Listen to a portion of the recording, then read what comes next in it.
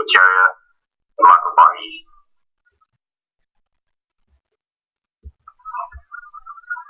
You see the computer age everywhere, but in the productivity statistics.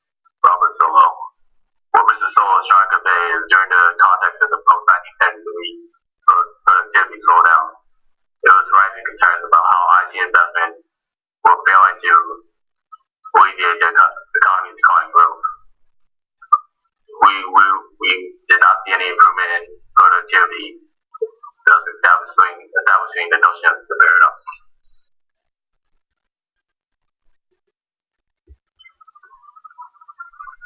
What is IT investment?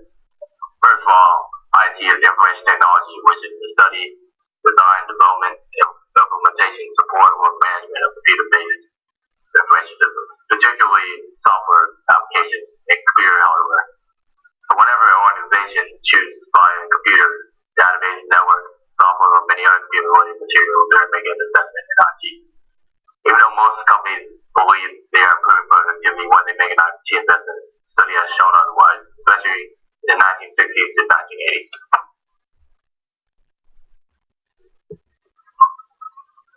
What is the productivity paradox? The productivity paradox is an observation made in the business process analysis that as more investments are made in IT, worker productivity may actually go down instead of up. The term was popularized by Eric Greenholson, a professor from IT. This belief has been supported by numerous amounts of evidence. Companies were expecting 3 to 4% return of investments, but actually only got back 1% at best.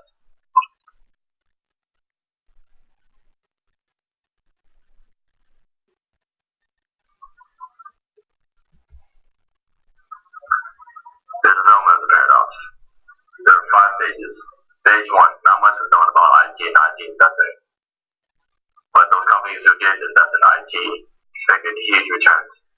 Some even believed that IT would build robots to eventually replace the workers and their labor force.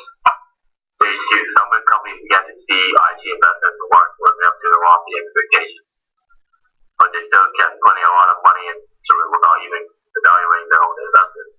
Those who did usually only used return or investment in calculations.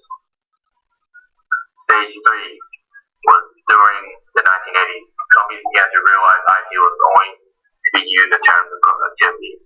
So instead, some companies such as American Airlines, American Hospital Supplies, and Citibank used IT strategy to create a competitive advantage over their competitors. Stage 4 was during the late 1980s. IT investments migrated to management information systems, which is no longer expected to be directly productive. Also during the stage, numerous explanations of productivity paradox emerged, although none of them provided a concrete explanation. Stage 5. After the late 1980s, most of the investment in IT has been in telecommunications. For this new area of investment, expectations of productivity increases were further lowered.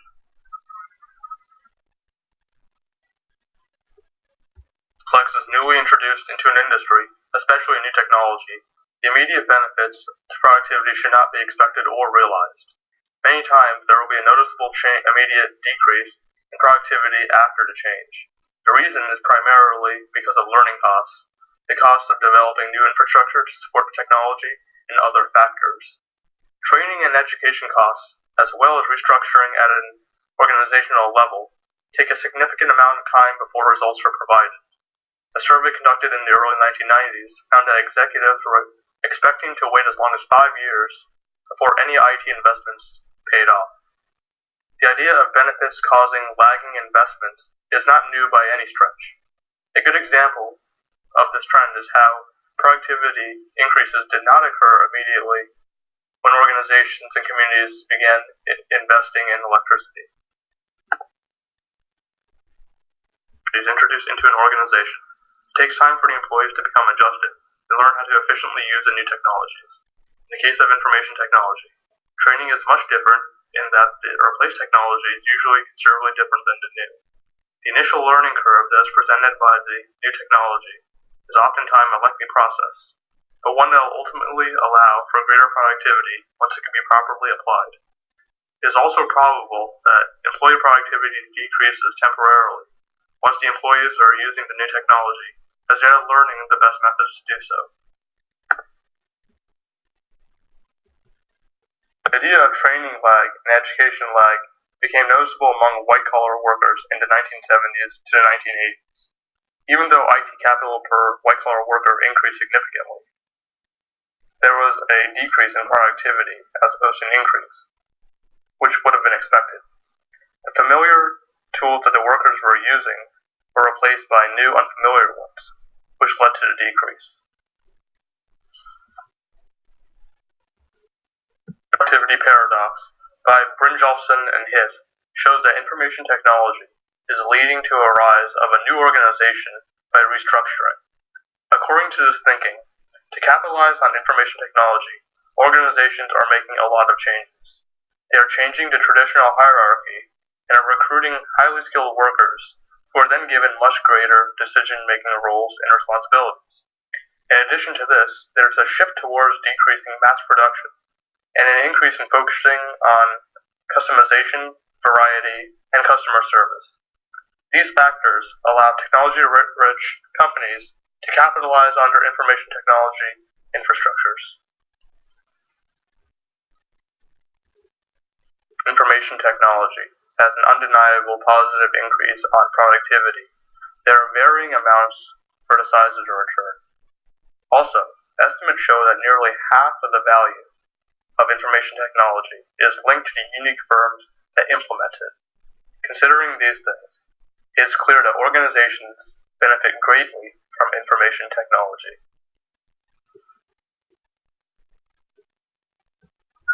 In the realm of capital investments, information technology is of particular interest because it has potential to redistribute market share rather than increase overall productivity.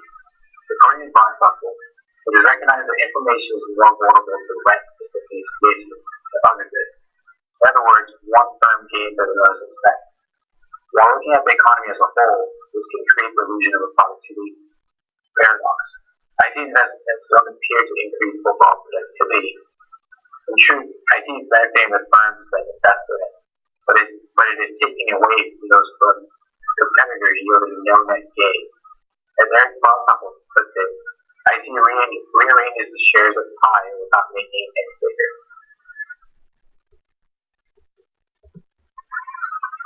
To better understand how IT redistributes wealth, let's look at an example. Consider two firms, firm A and B. They are members of the same economic industry, and within that industry, firm A holds 50% of the market, and firm B holds the other 50%.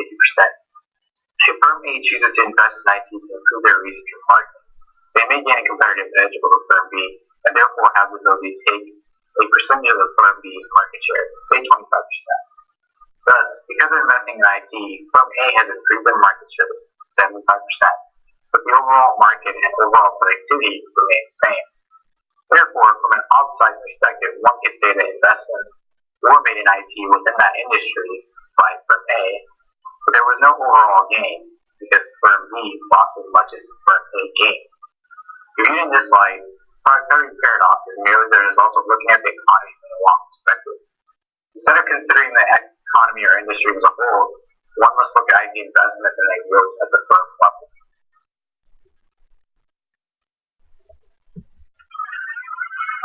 How do we measure productivity in work?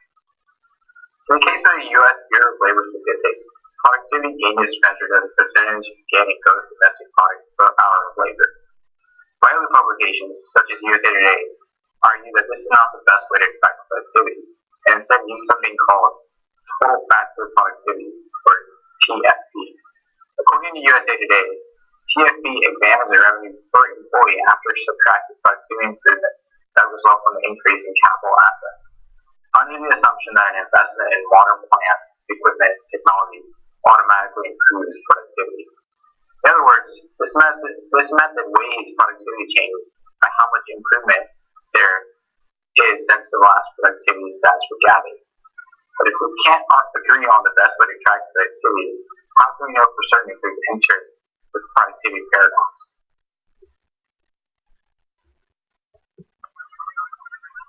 That brings us to the question of why do we even measure productivity? Grindrosson argued that while there seemed to be a direct measurable correlation between improvements in IT and improvements in output, this might be more of a reflection of how productivity output is measured and tracked. Intangibles such as responsiveness to customers or increased coordination with suppliers don't always increase the amount or even the intrinsic quality of the output. They do help make sure it helps arrive at the right time or at the right place with the right attributes for each customer. So systems managers look beyond productivity for some of the benefits of IT. Some of us researchers be prepared to look beyond conventional productivity measurement techniques.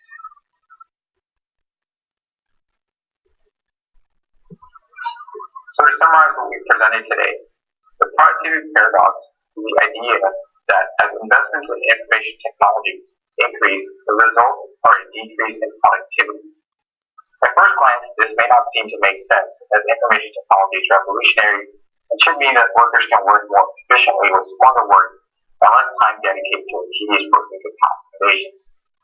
However, this in fact is true. Information technology is revolutionary, but it's also disruptive. A few likely causes for the productivity paradox are inaccurate measurements of information technology and its effects on productivity, time lag from training and adapting, and redistribution of wealth. There's a theory that current measurement tools are ineffective in capturing the positive effects of information technology on productivity. Right now, GDP percentage change is a measuring rod by which productivity is measured. However, some feel that total factor of productivity, or TFP, is a more representative of information technology and its relation to productivity. As newer technologies are introduced into the market, into businesses, and into organizations, employees will need to drop old technologies to accommodate the new ones, as well as learn how to use them efficiently within the organization. This creates a decrease in productivity as workers have to slow down to learn how to use the new technology and effectively creates lag. The idea of redistribution is one where Eric Volkerson explains that IT rearranges the shares of the pie without making it any bigger. In other words, in the same industry where one firm invests in IT, it only gains at the expense of another firm in the same industry. Productivity paradox may be noticeable on paper in negative light, but the very real positive effects of information technology on productivity are apparent to those businesses that invest, train, and thrive in.